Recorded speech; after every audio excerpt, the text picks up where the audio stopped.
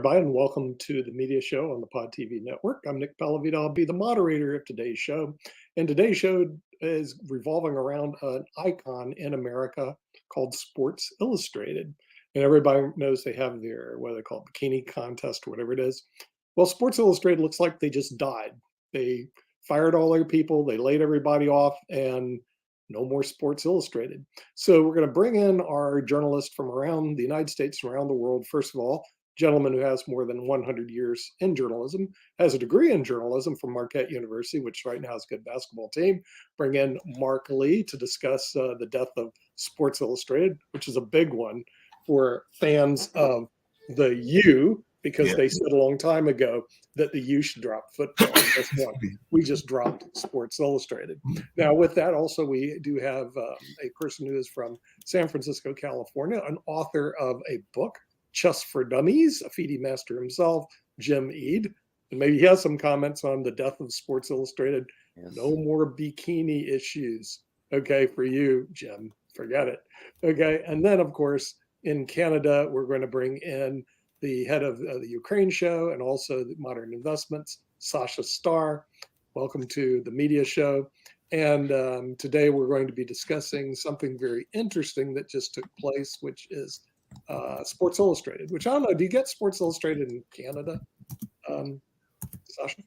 Probably not anymore. I've looked at, I like the issue on a cover of many, many years ago. Robert Fisher was on the cover of Sport Illustrated. Oh. So that, in my opinion, legitimizes this institution. But other than that, I'm not a follower of that. Really? Okay. See, I did not know that. And of course, we're going to bring in the person who has all the answers. You just ask him a question. He's like Chat GDP for the progressives, and that is Jatovy McDuffie, Chat GDP for progressives. So I can send him the question, and he'll know the answer to that. So Jatovy, what do you think about the death of Sports Illustrated? It's kind of sad. I mean, Sports Illustrated has been around forever. Had great articles. They did great coverage, but it's just another sign of the times. AI is coming in. It's going to take a lot of jobs, a lot of editors, a lot of writers. Going to take a lot of positions out of the wood. Yeah, I'm sad that Sports Illustrated is dying. Dying, it looks like they died. And as a University of Miami fan, not to say that I'll show the U, baby, the U. Okay, a long time ago, they actually, and you people remember this, they said the University of Miami should drop football. University of Miami dies. They just attacked us crazily on Sports Illustrated. Well, guess what? Sports Illustrated died. So are we sure that they're totally dead? Because like I said, there's a lot of layoffs. There's no doubt about that. They do have that very popular swimsuit edition that many people have gone to for years and all along those lines. And definitely they laid off a lot of their staff. There's no doubt about that. But we do know that there can be things that are laid off and definitely then come back in a new form or in a different form. As a matter of fact, they have made the news again, and I'm sure that Jatovy will love this because they made the news recently because apparently, according to Sports Illustrated, cameras caught a topless Jason Kelce, who is the receiver, the tight end to be exact, for the Kansas City Chiefs, and Taylor Swift's other half casually chugging a beer behind Taylor Swift, and apparently the fans love that. So apparently after that very close game, there was a picture with their whole chugging of a beer going on, and there was even one earlier where the folks were watching the chugging of a beer behind Swift and Brittany Mahomes as they celebrated the touchdown. It was a hilarious picture, but just to point out, Travis Kelce is the tight end for the Kansas City Chiefs. His brother, which is the one that had his shirt off in middle of Buffalo, freezing to death, but drinking a beer and doing his thing, is Jason Kelce, who is a center for the Philadelphia Eagles, who announced that, he's considering this year to be, he's considering retirement now, but coming off of this year, but he's thinking about playing one more year because of the way that the Philadelphia Eagles ended their season. But Jason and Travis are hilarious. They're actually really, really fun guys. I think they have their own podcast, but they're two brothers that are really cool dudes, and it's really a neat story about that family. Yeah, well, let's listen from Jim Eade. What now that he will no longer get a swimsuit edition? I know Jim looks forward to it every year. What are your thoughts about the death of Sports Illustrated, Jim? Well, I have a lot of things to say. Is that when I was young, it was before the swimsuit issue, and it was must read. And the other thing that was wonderful about it, not only were the articles first rate with writers like George Plimpton, DeFord, I'm sure I'm forgetting people that are as famous, but they were great writers, well in depth, researched. And the other thing that was amazing for a 12-year-old boy was like you could see close up photos of your stars, of your heroes. And we had 3 channels back then, so it wasn't like you had ESPN and you get to see all the plays and all the players all the time. And you got to see what Muhammad Ali and Joe Frazier looked like. There was no replacing Sports Illustrated. It was first rate, and it was must read. And but my sister-in-law was a senior writer for Sports Illustrated back in the 90s. And this, slow death started back then with the internet and all the rush to be first.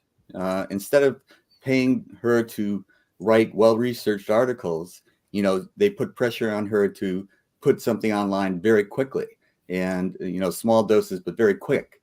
So instantaneous news became more important than the in-depth writing. So the whole magazine, I subscribed to it when she wrote to it, but I hadn't subscribed to it for many, many years. And, the idea that this, slow death is something that's unique is also incorrect because, it's happening to print media all over the place.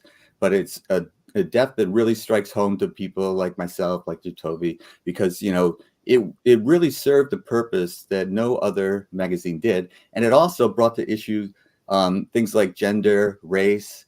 So it's much more than sports oriented. It was really culturally oriented. And you got people like Billie Jean King, who got a mouthpiece, who could say what she was fighting for in women's tennis way back when she had to play Bobby Riggs to make her point.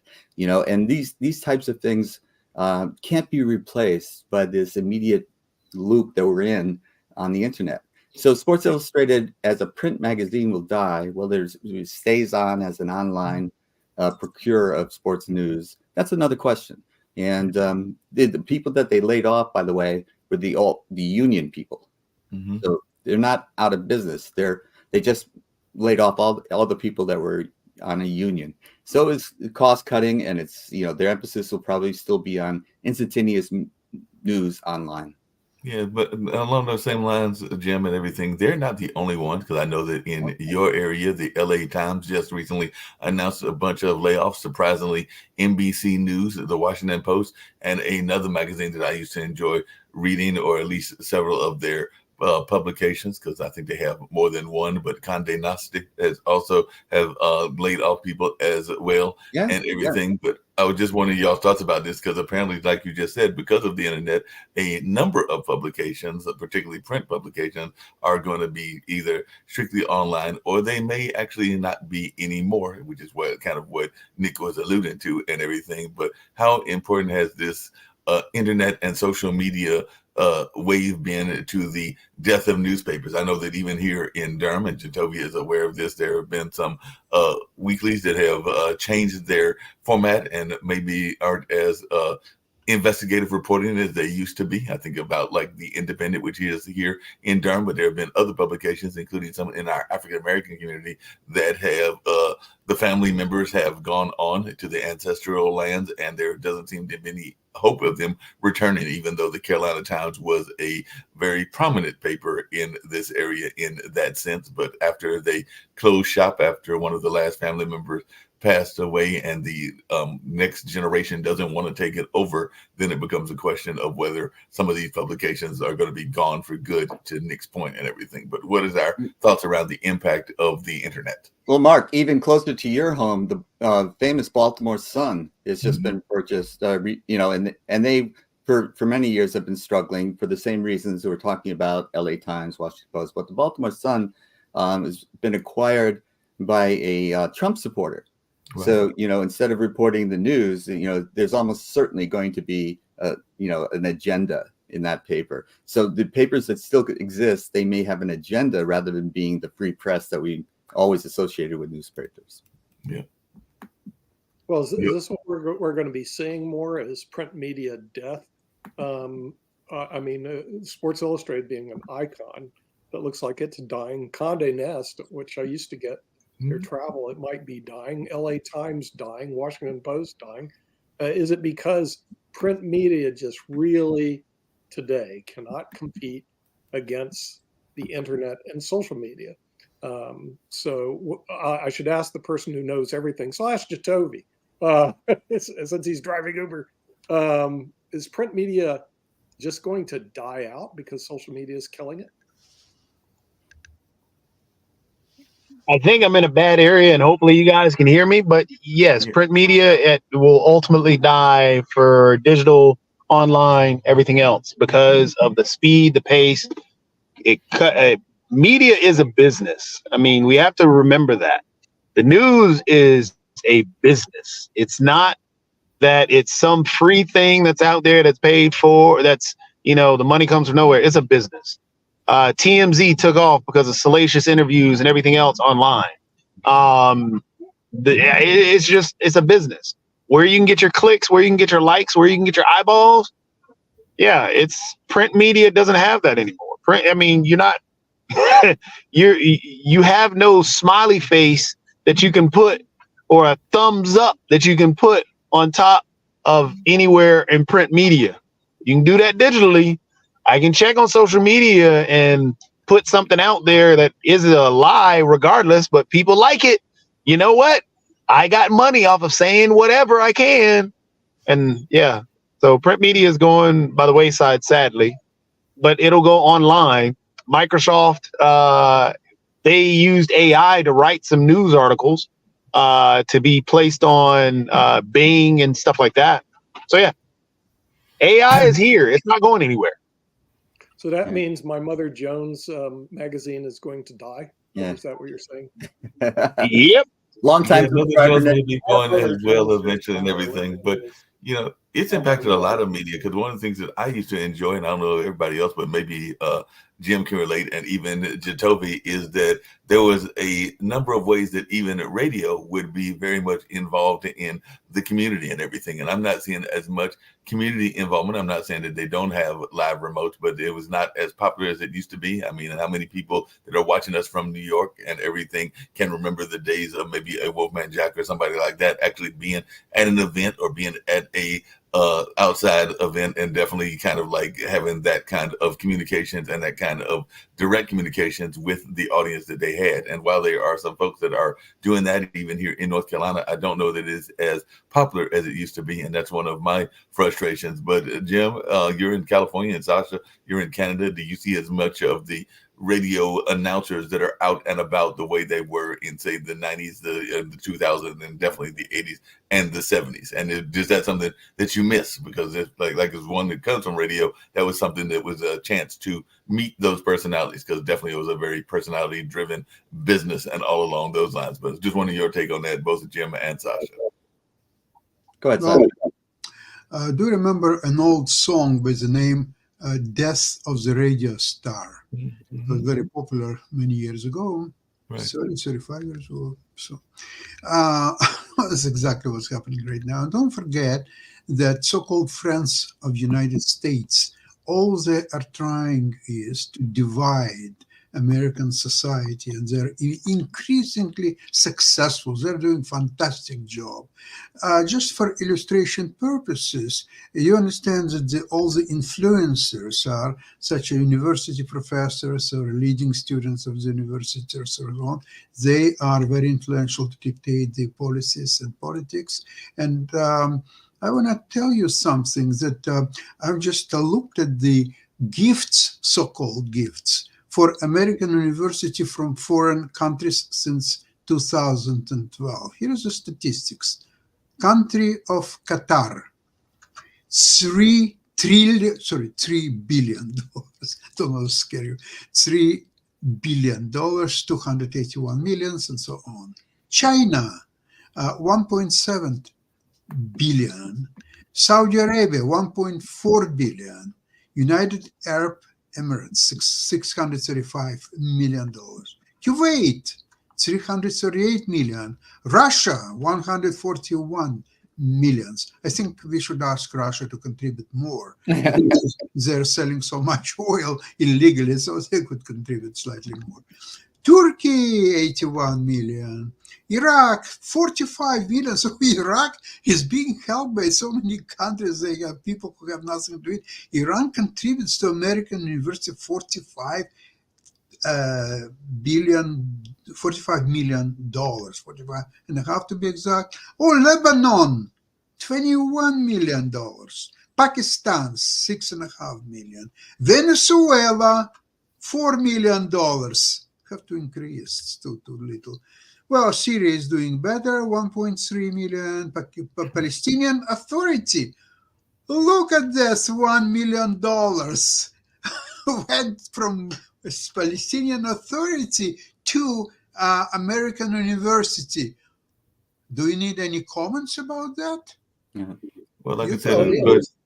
the question would be how much of those influence are actually there, because I don't know, and Jacoby can, if he comes back, can say or not, but Mr. Beast is a major influencer here in North Carolina, and I've not seen him jump into the political fray yet at all. So there are a number of these influencers that don't jump into the political fray for whatever reasons that they choose to, and instead do a lot of interesting stunts and a lot of interesting conversations. There was even one influencer I was seeing that was out of California that was literally going to different restaurants and even talking about their dating life and all along those lines, because a lot of it is very to the mind of those of us that are older, irrelevant conversation, but they are very popular and they're doing a lot of conversations in that space. But we do have Jacoby back. So definitely your thoughts, Jacoby, because I was just thinking, because Sasha was mentioning the amount of money that the foreign countries were given to the universities and all along those lines. But I don't know how much they're given to the influencers per se, but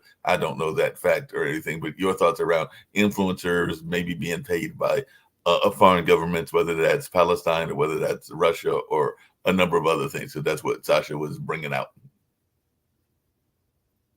You're on mute, Jacoby. He might not be able to hear. I would like to mention something in addition to what I just told you. You understand how the Kuwait or Palestinian Authority or somebody else would channel billions of dollars to U.S. universities? What's the mechanics about that? What the Kuwait, for example, would approach all American universities, say, okay, we'll have money to donate. Would you please write us back if you want our money or not? And if you want, let us know, or so on. No, it's not going to happen that way. No. Their delegation travels to U.S.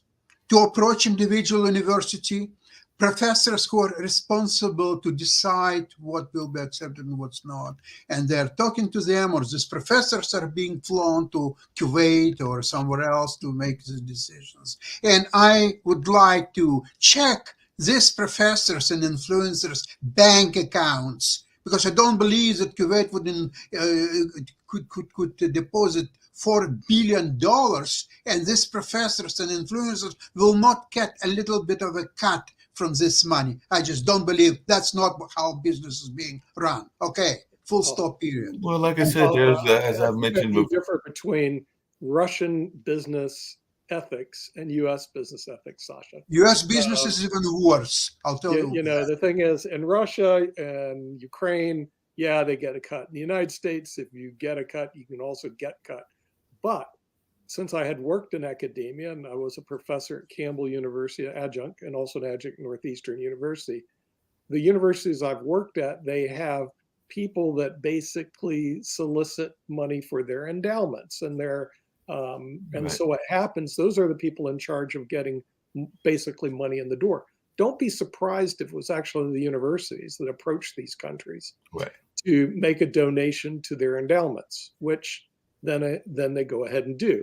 And of course, they do like you do with politicians. Oh, no strings attached. Hint. Yeah. In other words, no strings attached. But they have what they call a an open door to call you. By the way, that's how it worked when I was working in Washington, D.C., Sasha. As a, let's see, I was on the board of the 12th largest political action committee in the United States, PAC money. And we gave money to congressmen. We gave money to senators, no strings attached. However, if I called them, here they came. Seriously, like I actually, when I was at Campbell Law School teaching, I called our senator and I asked our senator to come to do a special meeting with our professors. And of course he did, but that's because I was on the PAC and we made large contributions to senators. Campbell called me and said, how can you get a standing U.S. senator to show up? They even sent their head of endowment out to have a special lunch with me. I said, look, it's real simple. Write checks and they shall show up.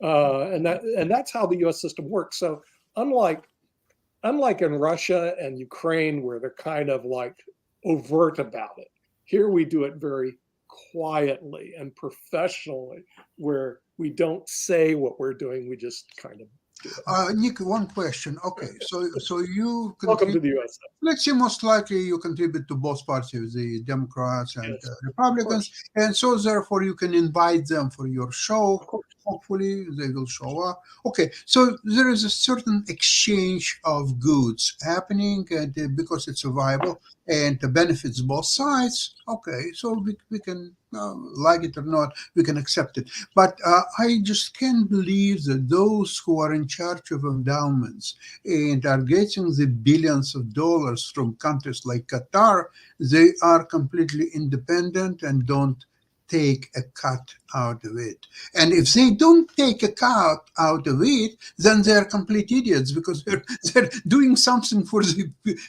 Qatar and Palestinian Authority and all these wonderful entities without even benefiting themselves. Why are they doing that? Hold on a second. A lot of times endowments from a corporation, Sasha. Right. So a lot of them don't get, quote, cuts like you're looking at. Right. They may get salary from a corporation, or like in our case, legislation that was much in our favor to our own particular business. And this goes on all the time in Washington, D.C., and the general public doesn't have a bloody clue. I don't get it. No, but hold on a second. Hold on. You're saying that they are not benefiting from, say, Qatar $4 billion. They are, but they benefit covertly as opposed to overtly. How do they benefit? Just tell me. Okay. So $4 billion. How is this people benefit? I'll wake you up. Okay. There's a big problem going on in Washington, D.C. right now. There's a group of people that want to create this fiduciary rule, which we see that lowers the amount of people that actually do qualified plans, because it puts our producers, our agents, in this position where they almost can't make a living. All right. So what happens next? And here's how we benefit. We write checks to the PAC. The PAC writes checks to the congressman. The PAC calls the congressman and tell him how bad the rule is. Please withdraw it. And then the congressman goes, you're right, the rule's bad. Let's withdraw it. After the campaign contribution went into their... Nick, everything what you are just saying is not applying to a question that I raised. I'm talking about university endowment funds, and there are no government involvement, supposedly, and they are just working so hard on behalf of the endowment fund in getting the investment from Qatar of $4 billion, and they're just saying we are doing our job. But they have to initiate. Kuwait is not going to find who is the salary by the university. Yes, Sasha and Nick, and I did see Jim's hands up as well. As one that has worked with some. Hold on a second. Of their performance, how well they can raise money. So if they can raise $4 billion from Kuwait and get even a fraction of their fees on top of salary what they're paying, so now that what motivates them to do anything. Other than that, I don't see why it makes sense. But Sasha, hold on a second, and I did see Jim's hand up as well. if you are working with an endowment, I have worked with some theaters that are parts of endowments. I think Jim's probably even been parts of endowments as well. Unfortunately, because of that accountability that you're looking for, a lot of times people are not asking where the money is coming from. They may have a set goal for what the endowment is going to be, and they are accepting the checks. And a lot of times they're not asking where the money is coming from. I mean, some Qatar minister could be sending a check, and unfortunately, because there isn't a lot of accountability for where the money is coming from, it could be coming from a variety of sources. I know people that are in the drug game that might have been given investments to folks, and folks were not asking where that money came from. They were just glad to get money for whatever the cause of the endowment was. Mark, I just open information sources, what I read for you. There is no question where the money is coming from narcotic sales or from this or from that. It's a Kuwait, what is it? Kuwait, Qatar. Qatar. Kuwait is there as well for a lesser amount. Okay, so Qatar officially put $4 billion in American universities. And so are the other entities like China, Saudi Arabia, United Emirates, Kuwait, Russia, Turkey. I read it, all that. So this is officially released information. So why are you telling me? No, but I'm just saying, but like, how is the money coming in? Like, literally, I have two Chinese gentlemen that live, or a Chinese family that lives above me. Is there money coming for them to go to school here? I don't know that because I've not asked them that question and everything. So like I said, what is the purpose for the money? And that is also the question that could be asked and everything. As I've said on this show, and I'll say it again, I know a number of musicians that are from here because there is a hunger for Western music. They go to Qatar regularly, but they also do not do a lot of political conversation when they go there. I can bring some folks on here because they've been on other shows as well that have literally traveled to Qatar to perform because that country is very interested in the sounds of Michael Jackson, of all people, and everything. Mark, So they're going to perform there. Everything what you just told. Are you trying to refute information that I've just said? And it's officially available, published information. So are you questioning the numbers or the I'm countries? not questioning the numbers. I'm saying the question that you asked was how the money is coming in, and those numbers don't tell how the money is coming in or the purpose of the money. That's what I'm reviewing. Is you're giving a number, but you're not saying why the money came here. And you mentioned influencers. Hold a second. You mentioned influencers, and I just gave you the example earlier that Mr. Beast is an influencer. I don't know that he's getting any money from Qatar. I know he's getting a lot of money. But I don't know. Let's start from the top. From the top, Kuwait invested in U.S. universities, not Kuwait, but in Qatar. Invested in U.S. university close to $4 billion. Are you disputing that or what? I'm just saying, but the $4 billion, what is it for? That's what I'm asking you. Do you know that? I don't care what is it for. I said that Qatar, which is as unfriendly country to U.S. as ever possible to imagine, except Russia and maybe North Korea, moved to U.S. university $4 billion. This is number one. It's undisputed fact. So now you say, yes, they did put $4 billion. But now you go and explain that this is $4 billion. It's just a beginning. It's a $4 billion. It's maybe $1 billion here and another billion over there. So maybe it didn't go to all American universities, but maybe to American universities and some maybe schools, but they treat it as a university. What are you telling me? Do you know how many universities are here? Do you know how many universities are here? How many universities are here in the U.S.? Period. Okay. I got the numbers you're saying. I got the fact, but $4 billion going to which universities? Is it going to Harvard? Is it going to what's the purpose of it and everything? And I don't know that. Do you know that and everything? That's my question. I don't care. I don't want to know. I know you don't care. You don't want somebody to know. But I'm just saying. Information that $4 billion been moved from Qatar to American universities. Now let's talk about American universities. So they had so much money, which was more than enough. They never struggling to find the money. Nevertheless, they are accepting $4 billion from Qatar, which is unfriendly as much as possible country to the United States. Full stop, period. Okay, now you explain that it's not so bad because... Go. I'm trying to figure out the reasoning of them coming and sending the money and everything. Thank you. Excellent job, Mark. Well, let me just say that, it's not news that money buys influence. And I gave you the example of the Baltimore Sun. You know, did the billionaire that bought it expect to make it profitable? Of course not. You know, he's going to hire, and he already has hired people that are flamethrowers pro-Trump. So he's got an agenda. He's getting something. So that money, you can draw the dots. You know, he's paying this much money to get this kind of outcome. And it's not so clear from foreign country investments what they're trying to get. You know, we can't draw those conclusions as easily. The same with Russian money being filtered through a European bank to finance the loans that Trump wanted. You know, these are the types of things where you can see Russia wanted influence over Trump. And that's why they gave the money to the bank to lend to Trump. You know, you can draw those lines very clearly. What Sasha's bringing up, it's not clear what the outcome is and how the quid pro quo works. But there is some sort of quid pro quo going on. The other thing to tie it back to the original topic here, you know, I believe in continuing education, and I go to get continuing education every year.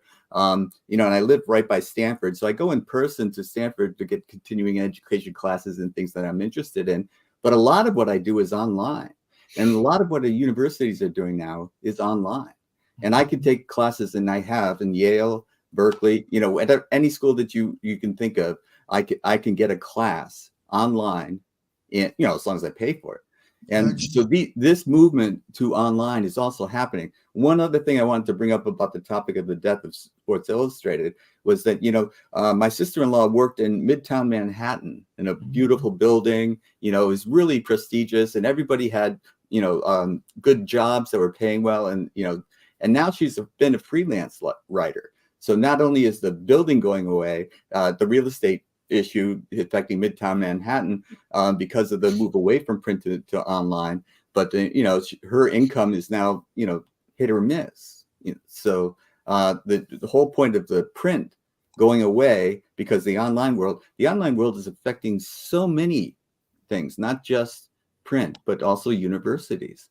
And where the money goes, I guess I'll go back to Sasha on that. I'm not sure how you tie it off. Jim, actually, it's very simple. Think about all this anti-Israeli, anti-Semitic demonstration on university campuses in United States of America. Who do you think organizes these movements? Who do you think is behind that? Are they some portion of $4 billion from Qatar being used to organize and pay for this demonstration and this movement? I'm pretty sure yes. Otherwise, it's very unclear why Qatar couldn't find a better use for this money, maybe to build more tunnels in Gaza. There is a rise in anti-Semitism. There's no question about it. It's well documented. But are Arab countries paying for that? That's not so clear to me. I think there are other forces at work that are just trying to divide us. You know, instead of being the United States, we're the divided states of America now. And, you know, there are many reasons why people are trying to divide us. And the anti-Semitism is one of them. Hold on a second. Jacoby's got a question and he needs to get off of mute and everything. But just really quickly along before Sasha gets there, I have friends that have actually organized some of the protests that have gone against certain policies and everything. And I know for a fact, because I know some of where they get their money from, that it is not coming from Qatar. They're getting their money from other sources and all along those lines. So I can't say that it is all that Qatar $4 billion. I'm not saying that it's not part of it, but I can't say that it's all there because there are people that are passionate for whatever reasons. It comes down to what Jim said about divide. They are passionate about the issue and they have a certain viewpoint around the Palestinian state and even around Israel that might cause them to want to protest on their own and all along those lines, not because they got money from, say, Qatar or the Palestinian Authority. But Jacoby, your point. This is how conspiracies thrive. You take a nugget of something that that has some little semblance of truth, and then you create an imaginary view about what's going on about it. We don't know what money, we don't know if it was an individual that was in Qatar that sent the money to a particular school. We don't know what the money was for. We don't know what the schools received the money. We don't know anything, but we know a number. And so because we know a number, we create an imaginary world around that number. And because we have these ideas, let me finish, Sasha. Sasha, let me finish. Sasha, let me finish. Please don't talk over me, Sasha. Sasha, I'm driving in a bad area. Sasha, you'll have your time. So what we do is we create these imaginary illusions to fit our own narratives, to make ourselves justify why that was there. We don't know, again, if it was a professor that was sent over and that professor from Qatar actually took money from Qatar, or that rich individual who used to live there now wants to donate back to a school that he actually loves. So we don't know anything about the money besides $4 billion Qatar school. And we took that and we ran with it. Hold on, Sasha, let me finish. Sasha, again, please allow me to finish. And we took that. Please allow me to finish, Sasha. Do not talk over me. I did not talk over you. I respected you. No matter what you said, please allow me to finish what I'm saying. So we took that and ran with it. We took that and ran with it to some point. No, Qatar is not funding these anti-Israeli protests that happen on campuses. But we took it and ran with it because it helps us justify and feel better about what that money came from. What we should be thinking about is understanding, yes, there's an anti-Semitism is on the rise. It is a problem that we really should look into, not conspiratorially by saying some country out there is funneling this money directly to these individuals. No, we shouldn't do that, because that just basically allows us to forget that, remember, we have neo-Nazis, we have white supremacists, we have white nationalists, which are white supremacists in our country, that are actually getting money themselves. And they are not needing other countries to funnel them money. They are able to funnel that money themselves because of the areas and the places that they receive their money from, or that they may have personal wealth that they're funneling and funding this.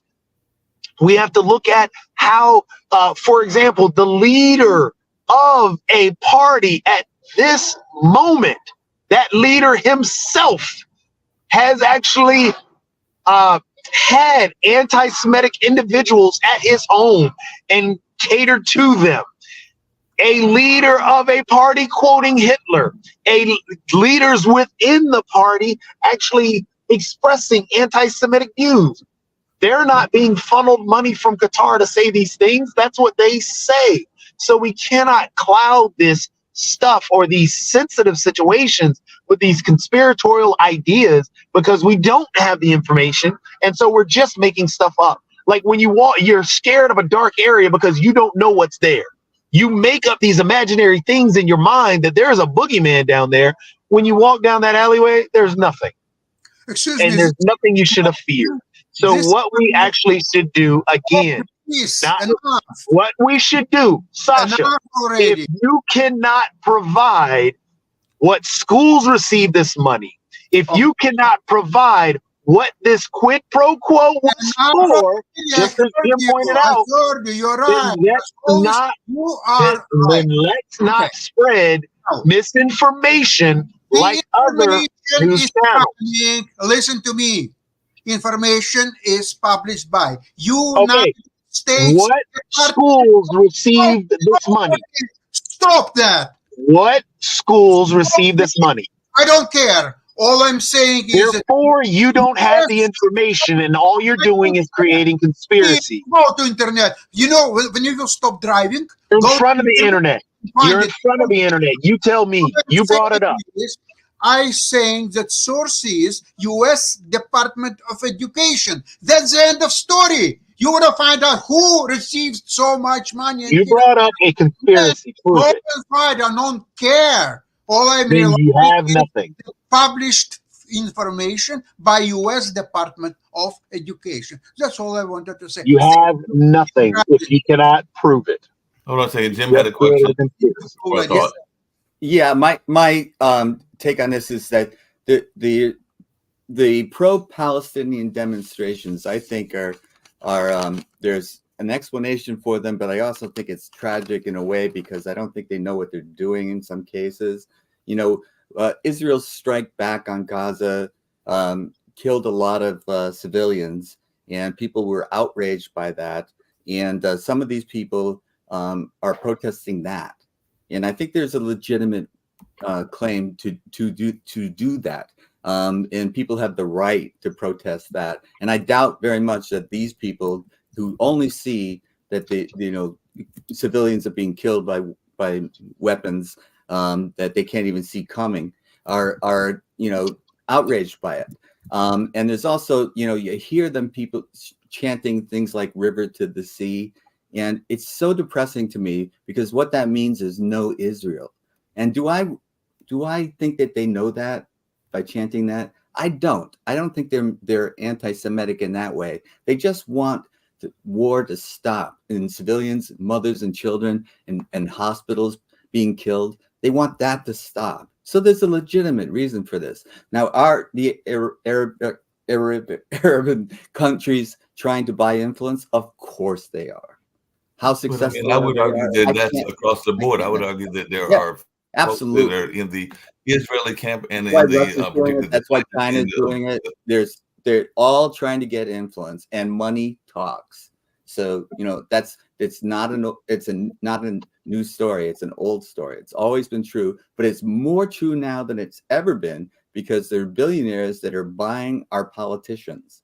And so one of the things that we have to do is regain our democracy. And how do we do that? We have to do it by shining some light on it. So I'm backing Sasha in saying this money is coming to the U.S. Department of Education, or how is it being distributed? We don't know yet. It's worth looking into. And how do we tie the ends together so we say, they're paying this to get that, but I'm not so sure that all these people that are protesting at the universities are being funded by these countries. I think that a lot of them need to be more informed about the origins and the history of that region. And they would be less likely to chant outrageous chants that they But have. along those same lines, like I mentioned it earlier, I've got friends that have gone because it is a wealthy country, and sometimes it falls on one side of the Israeli conversation, and sometimes it falls on the other and everything. But for those friends of mine that have been fortunate enough to go to Qatar to perform, like I said, it's Michael Jackson music and everything. Would you tell them that they do not need to go to that country? Because they may be getting money that indirectly is supporting those situations and everything, but they're going there because they enjoy the music and they're checking out that particular new audience for them and everything. So again, like I said, this is why we have to, and just as Jim said, we don't know what the money is for. We have no clue. I mean, could they be buying supplies? Could they be buying books? I mean, there's tons of things that we can fill that void with, but we cannot create some conspiracy around it because that creates a problem and it allows us to demonize people who, just as Jim pointed out, again, like some of the, and I completely agree. Some of those who are in the pro-Palestinian rally don't understand some of the chants that they're saying, but they are outraged because of what they see. Yeah. Some in the same, some on the other side as well. Some of the pro-Israeli rallies are doing the same because they hear particular things and we dig in so far and forget to talk. We forget about, like, for example, Netanyahu right now, his poll numbers are so sinking, and in his mind, his best way to stay in power is to continue on with the war. But no, we're not able to talk about that in a legitimate fashion because we dig in so much and forget that there are people dying. Let's think about a rational situation. Fareed Zakaria just recently, or actually yesterday, had one of the, I think it was the Saudi Arabian foreign minister, and talking about how they just want a legitimate path forward for a two-state solution for the Palestinian people. And that is what they are willing to help on as much as possible to make peace and to make it a peaceful area for both the Israelis and the Palestinians. But the thing is, there's such vitriol coming from those on the pro-Palestinian side in the U.S. and the same thing in the U.S. on the pro-Israeli side, where we cannot talk right now and think about a legitimate way to save the individuals who are innocent and just out there and being killed by these by the bombs that are going on. So you're now up to like 23,000 people is what I last heard. Yeah, sure. It got reported by the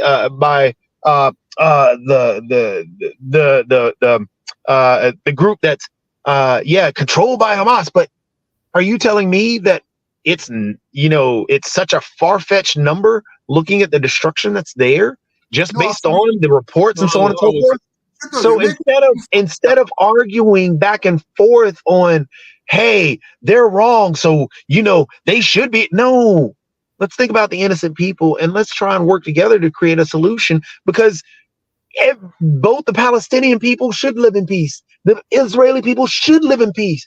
Let's think of a solution for those people. Sasha, and just really quickly, hold on 1 second. I just wanted to play a tape that actually I found very powerful that I actually enjoyed. Now everybody's going to enjoy it and everything, but during the NFL championships, there has been a videotape that has been going that actually speaks to what I think Jacoby is, which is that we need to hear both sides and that there is a rise in hate in all. And this is only about a minute, so let me play this and then I'll hear from you, Sasha. But this is the tape out.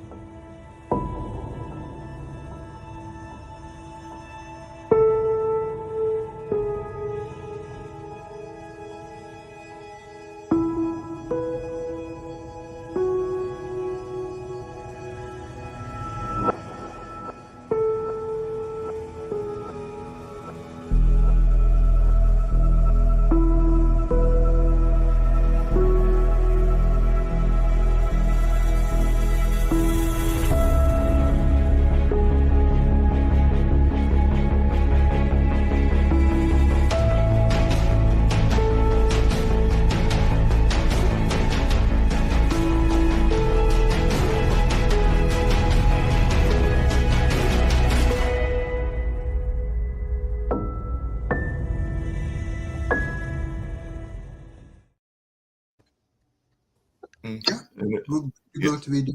I wanted to say, to finish off with this funds from Qatar, etc. I want to tell you that these are the headline is say this gifts, quote unquote, for American universities from foreign countries. So they are gifts. They're not provided to buy supplies, as Jacoby says, or anything like this. They're gifts. You can do with them anything what you want with this money, okay? Number two, when you're saying that a lot of innocent people are being killed in this war, what's your opinion about Second World War? Weren't there a lot of innocent people being killed in Europe, in all countries? There are about 6 million Jews. The Jewish population before Second World War was 18 million people in the world. Today, 80 years after the World War finished, it's only 15 million people. So they haven't even achieved the numbers what they had before. So you're trying to justify the deaths of these individuals by basing it on some arbitrary number that you're creating. You're trying to connect, not an arbitrary number, but you're trying to connect it to another number based on another war that, oh no, they didn't kill this many, so these people aren't. I don't understand the justification of death. That's the thing that we're having a problem with, Sasha. The history is filled with horror. No, there are two standards. There are two standards. The killing. They're not two standards. Listen to me. Come on. In Second World War, they were on one side Americans and Englishmen. Sasha, again, there are three so powerful countries that nobody would give a damn how many Germans would be killed and women raped, and Japan with all this nuclear weapons used against civilian population or so on. Nobody could say a word or even think about going to demonstration. United States is killing innocent people. The Englishmen. Sasha, again, people in I don't Russia. understand your reference because, again, I am a person who believes that these individuals, the 23 some odd thousand people that have passed away based on this war, Listen, they are. I will not allow you. I'm saddened by that. I will not allow you to talk over me. Go for it. Period, okay? I'm spending my time and my expertise, knowledge on this program not to be interrupted by people like you. Now, Okay. in the case of Gaza, there is no US, People like me. Okay. and it's not Russia. It's a little Israel. The dirty Jews are killing peaceful Palestinians. Let's attack them. Let's demonstrate. Let's demand. Let's do that. In Second World War, nobody would think about it demonstrating against US, England, or Russia. That's the biggest difference. No, you tried to make a connection between what's going on in Israel and Gaza right now to the Second World War. There's no connection. It's two completely different things. Right now, you have two countries. Right now, you have two. You have the people who live in Gaza, and you have actually Hamas and Israel, and people trapped in the middle. And that's what you're not thinking about. I understand that you just stated that you didn't want people talking over you. People like me, and then you want to talk over people like me. So there's your double standard. That's how you try and do things. So let's try and continue on a civil conversation around this topic and not try and snap back and forth and make some political or some I gotcha moments. I'm just pointing out the fact right now, there are people dying, and we're sitting here trying to argue about World War II. That's not a connection. That's not something we should be even focused on. Right now, we should talk about what Mark brought up in that commercial, how the rise in anti-Semitism is there. Why is that there? What's going on, and how can we stop that? Because that also is causing a problem in the war that's going on. How can we stop the rise in the anti-Islamic hate that's there, or the anti-Muslim hate that's there, which is also part of the problem? Those are the things that we need to discuss. Those are the things that we need to create solutions for, not talking about World War II and saying, well, they didn't kill as many people as they did in World War II, so therefore it's okay. Oh, nobody protested against the American. That's not what we should be doing. That doesn't help a conversation. That's only there to give Jim, you some moral high ground or justify your feelings around the Palestinian people. Don't do that. Don't do that. Jim has his hand up. Jim had his hand up. I was going to say, in World War II, there was no real coverage. People didn't understand. I grew up protesting against nuclear reactors. So, if we had seen it on television, who knows how many protests there would have been. Because, I can remember when we first, the Desert Storm, that was televised. And people had amazing reactions to it. And people would say, I'm going to go home and watch the war. That just wasn't possible now. So the fact that we're seeing this stuff in our faces every day is part of the reason that people are outraged now when they wouldn't have been in the past. And not that they would not have been if they had known, if they had felt it, if they had seen it the same way. So part of what people used to be able to get away with stuff was because it wasn't reported, and they got away with it because people just didn't believe when you told them. But now when you see it, you see the proof. And so people are justifiably upset about this. And there is a rise in anti-Semitism, and part of it is anti-Semitic. There's no question in my mind about that. However, there's also other factors going on. And so I do think that we have to include like the people that are trying to divide the country and making us hate all aspects of it, whether it's Muslims, whether it's Jews. They don't care if you're non-white, they hate you. Go ahead, Josh Session. Jim, I would like to remind you that atrocities against Jewish population by Germans, first of all, Germans were trying to hide it as much as they could until the end of the war, essentially, which Hamas was not trying to do that at all. They were actually publicizing. Yes. They're making movies. They were making the events out of what they've done on October 7th. Now, by the time, say, around 1942, the atrocities by Germans against Jews in Europe, they were already known and discovered. However, Russia, for example, couldn't do much about it at that time because they were busy. They were fighting for survival against Germans' attack, against Moscow first, against Stalingrad then, and so on. Now, English and Americans they were taking very cautious approach about invading Europe, and finally they did complete invasion only in 1944, when most of the 6 million were already killed. And yes, they were able to save a few Jewish people in Auschwitz and a few other camps, but most of them were already killed. And what was the Jewish population? 6 million people who were being killed. They were living in different countries, whether it's Poland and Germany itself, or Hungary, and so many countries. They were not militants. No one's defending the Holocaust. Nobody's defending the Holocaust at all, but there were protests that were going on and everything, because this was actually after World War II, when tens of thousands of U.S. soldiers really attempted a mutiny and actually won the mutiny, because folks did not want, there was going to be a kind of a mobilization to keep the peace in that area, and there were a number of folks that were upset by that. So they actually, and this was after Japan's surrender, and definitely there was a number of folks, because apparently we wanted to maintain a troop force of 2.5 million and all along those lines. So there were definitely 20,000 that demonstrated in Honolulu, 3,000 joined them in Korea, and 5,000 in Kokta, and in Guam, 3,500 Air Force troops staged a hunger strike. So I'm sure that many people did not know this because it's not as much covered, because we didn't have the video, to your point, Jim.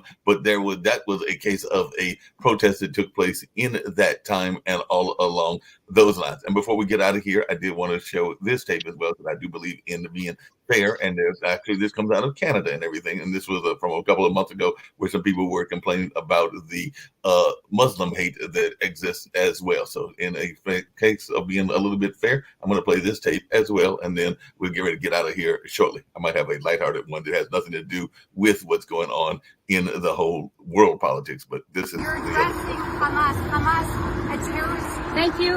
All of you idiots who think that is Palestine against Israel. It's like rewinding back to the days of 9/11, when Muslims suffered tremendously.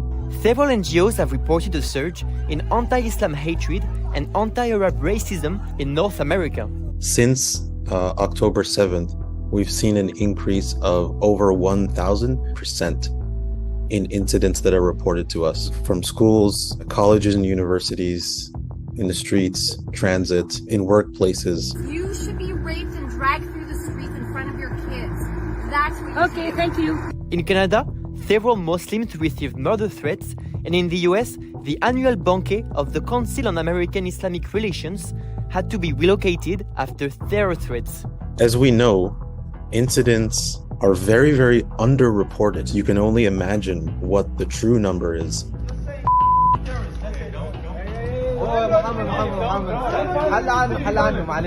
I'm not doing anything violent. I'm just saying you are terrorists. That's it. Okay. No violence. Showing your true colors. Showing your true colors. It's not even a case. What the government of Palestine? We've seen graffiti in apartment buildings that say "Kill all Muslims." There's a public library in Ontario that actually took down their Islamic Heritage Month display. We're asked to apologize for actions that happen in another country that do not have necessarily anything to do with us.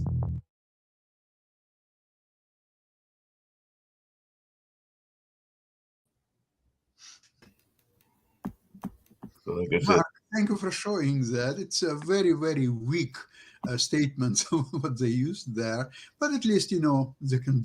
I think that's the best what they can do. That's fine. there's other ones that I can get. Hold on, real quick, Mark. Sasha, these individuals expressed being attacked the same way the individuals who were Jewish expressed being attacked. What makes their view weak? Well, if you take a history of even 9/11, okay, in 9/11, they were millions of Muslims around the world who were cheering and who were so happy about what's happening in New York. That's a fact. Yeah. And therefore, you cannot escape that. What- Although maybe a lot of Muslims were against that, but there are a So, lot of people who were very happy about it. so you feel that the views of Muslims who just express the same views of being about their sadness about being attacked, the same way the Jewish individuals were being attacked. I mean, it's the same thing. You took their views as weak because of some conspiracy that Muslims were happy about 9/11. That's one thing. Another thing is, don't forget. So that do you, so since you've already answered, trying to answer So- your question. So Okay. you should appreciate the fact that there are about 2 billion Muslims in the world, and they are very much together, protecting each other, having their voice in all continents and so on. There are only 15 millions of Jews around the world. It's almost 15 times less than Muslims. And not so you're not listening to what you're not listening to all of what I just stated to you. I'm just trying to answer your question. I got what you, There's but I have no a quick question one for you. is So I can- going to protect Jews against anti-Semitism except Jews themselves. That's Didn't what. listen to a word I stated, No, they couldn't do it. Sasha. So what I asked you, They are what I legitimately asked you, and we'll do it this way. Say you just stated that again. All this bloviating that you did at the end doesn't change what you stated. You considered that an individual telling you that their community is being abused and there's a spike in that, well-documented spike in that. You consider their views to be weak based on a bias that you have, so you're saying that you don't care that these individuals are being harmed and abused based on your biases. Okay, I'll tell you, there are 2 billion Muslims. I'm not asking for numbers and all this other stuff. I don't care about that. To protect them. You stated. Don't talk over me. You stated. I Protect asked you a question. billion I asked you a question. people. This is my answer. to You stated Hey, I that don't care anymore. you don't care about somebody being abused because of your previous biases. Listen what you're saying. What I'm saying is that there are 15 million Jews in the world. You've already stated that. Nobody will You've already ever stated this. them except themselves. This is why Israel has to You punish. stated all this, but you're not listening. No, you listen to me. You are not listening to anything. Punish enough on You a don't. massacre, so nobody ever in the world will. You're not listening.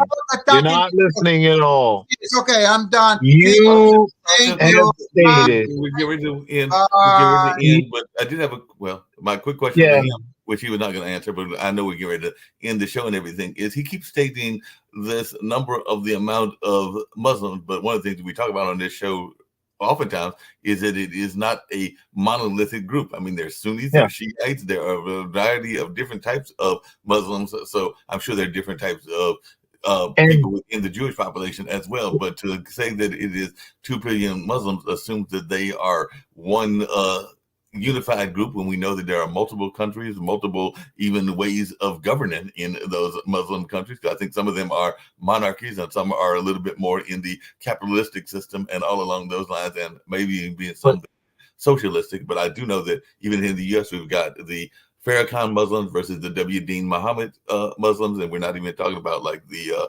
other groups that have nothing to do with that, but that are related to them, like the Black Jews and all along those lines. And then we've got Black Hebraites, and then we've got Sunnis and Shiites, and there might be other factions as well. Well,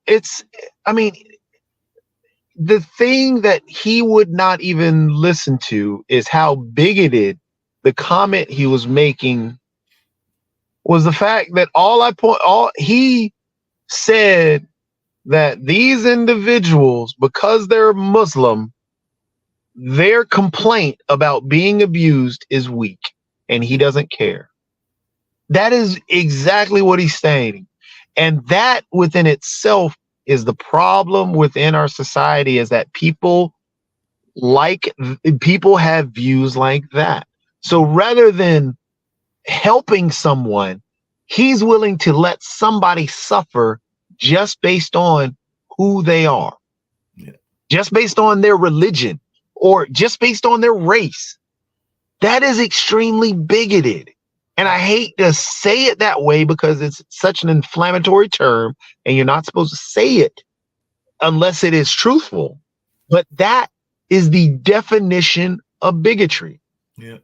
He is literally condemning someone based on something that they cannot control, based on their religion they're born into, or that they're brought up into, or that's their life, or their race within themselves, being born. And I like doing a lot of the Fareed Zakaria stuff, and I know Steve does too, but I'll see if I can find it, and it's something that you can play, because he did an interview with an individual who was writing a biography about a young lady who had escaped out, or an elderly woman who had left out of North Korea and dealt with all the propaganda and everything else that she was having to deal with. Yeah, and it was an interesting. It was such an interesting interview, and it just epitomized everything, like the propaganda that she had to believe, that she had to say something. So she was saying all these nice things about North Korea, and then her daughter told her that these individuals are not North Korean, so she can be honest. And then her tone changes about what it was. Yeah. And then she saw that, okay, well, these are American. And she feels like they're the devil within them at first, or, that they're so nice, but they've got to be planning to kill me still, because that's what she was taught.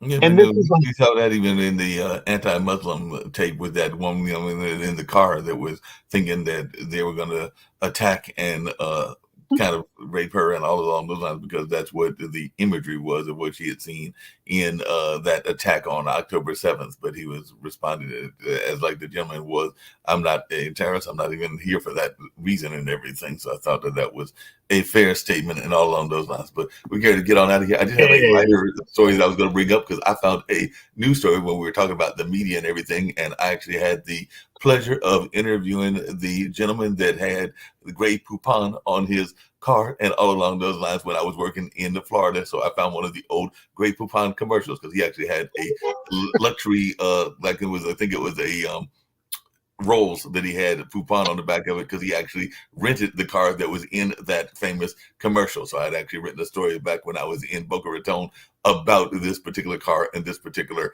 gentleman and everything that owned the car. But this is the car that was featured in the commercial. So I thought we'd have a little fun and play a little bit of Grey Poupon on the way out and everything. And I don't think you have any Grey Poupon in your car. And I think the gentleman that I did the story on back in the 80s did have some Grey Poupon, but I'm seeing you driving and I don't think there's any Grey Poupon in the car. And I know it's not a Rolls and everything, but we'll have a little fun with this and then maybe the Pod TV story and get on out of here. But that was a robust conversation, and we'll have another one on tomorrow. But let's go out with a little bit of Grey Poupon. The finer things in life. Happily, some are affordable, like Grey Poupon Dijon mustard. Grey Poupon is so fine, it's even made with white wine. Its original French Dijon recipe adds distinctive flavor to beef, pork, and poultry, salad dressing and sauces, and of course, sandwiches. So enjoy one of life's finer pleasures. Pardon me, would you have any Grey Poupon? But of course. Grey Poupon, one of life's finer pleasures. Now, from the cafes of Paris comes the inspiration for a new kind of mustard. Introducing Grey Poupon Parisian. Created especially for sandwiches, its distinctive flavor gives even the simplest foods a sophisticated accent. Pardon me, would you have any Grey Poupon Parisian? But of course. New Grey Poupon Parisian, another of life's finer pleasures.